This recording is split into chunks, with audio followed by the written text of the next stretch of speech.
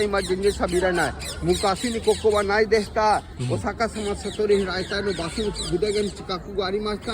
ブッダ時代のためにあそこから持ってきたとして一番ここはビシュヌ神様のお寺がありました。2300になりましたが全然わからない。建築たちもわからない。この鉄の柱はこの同じしますから Dreams come true、でも1981年から中に誰でも入らない。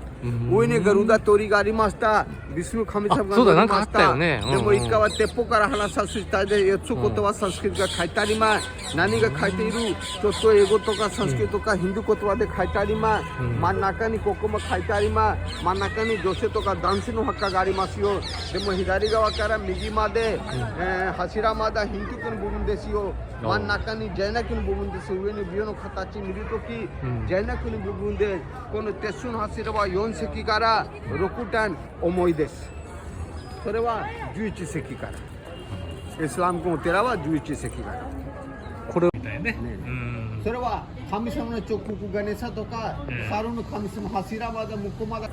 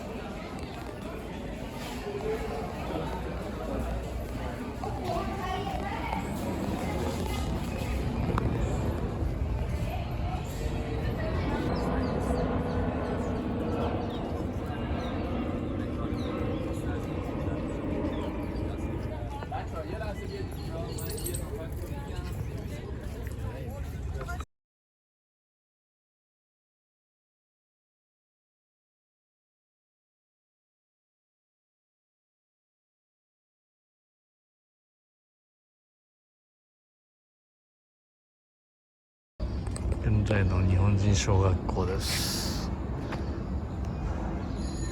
バスもいっぱいあります。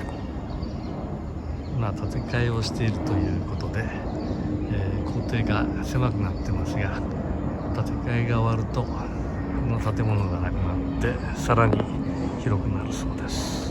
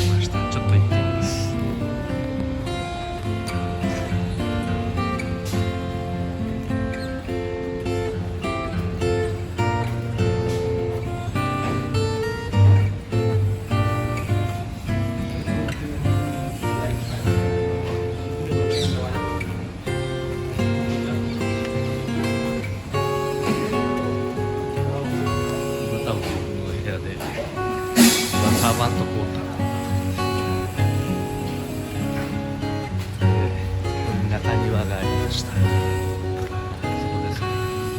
わかりました。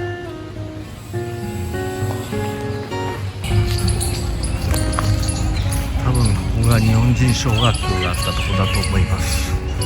今はアパートみたいなのが建ってます。ここは校庭代わりにして